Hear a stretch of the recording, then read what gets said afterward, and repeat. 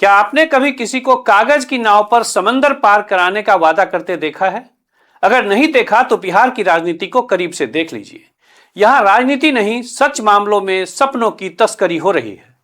चुनाव आए, बड़े बड़े वादे हुए और अब उन वादों की एक्सपायरी डेट भी करीब आ चुकी है।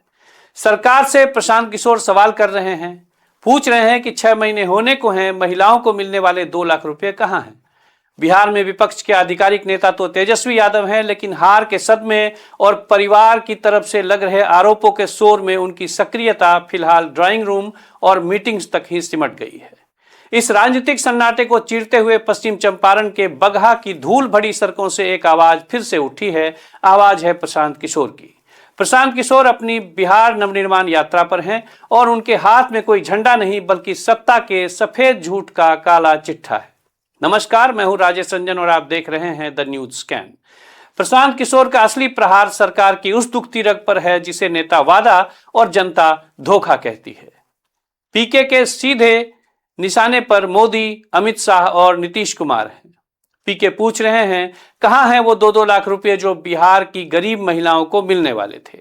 पीके जानते हैं कि सत्ता की याददाश्त बेहद कमजोर होती है, इसीलिए वे उसे बादाम खिलाने नहीं बल्कि आईना दिखाने सामने आए हैं। उनका अंदाज साफ है, अगर पैसा नहीं मिला तो जनता के साथ फिर से सड़क पर उतरेंगे।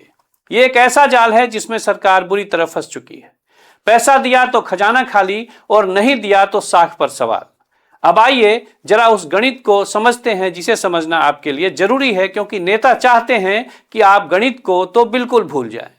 मान लीजिए बिहार में पात्र महिलाओं की संख्या 2 करोड़ है। वादा है 2 लाख रुपए प्रति महिला का। 2 करोड़ को 2 लाख से गुना कर दीजिए, नतीजा आता है 4 लाख करोड़। अब जरा बिहार के कुल बजट पर नजर डालिए। बिहार का कुल बजट लगभग 2.5 से 3 लाख करोड़ के आसपास का रहता है।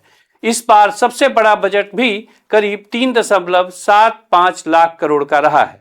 यानी राज्य का कुल बजट भी उन वादों को पूरा करने के लिए कम है। क्या बिहार की सरकार अपनी पूरी सालाना कमाई सिर्फ एक वादे पर लुटा देगी? तकनीकी हकीकत यह है कि 4 लाख करोड़ का बोझ बिहार को रातों रात दिवालिया कर देगा। अगर यह पैसा बांटा गया तो सड़कों के गड्ढे भरने, शिक्षकों का वेतन देने और अस्पताल में बेड लगाने के लिए सरकार के खजाने में फूटी कौड़ी नहीं बचेगी। प्रशांत किशोर यही गणित जनता को समझा रहे हैं। उनका सीधा सवाल है कि जब सरकार जानती थी कि यह नामुमकिन है तो यह सफेद झूठ क्यों बोला गया?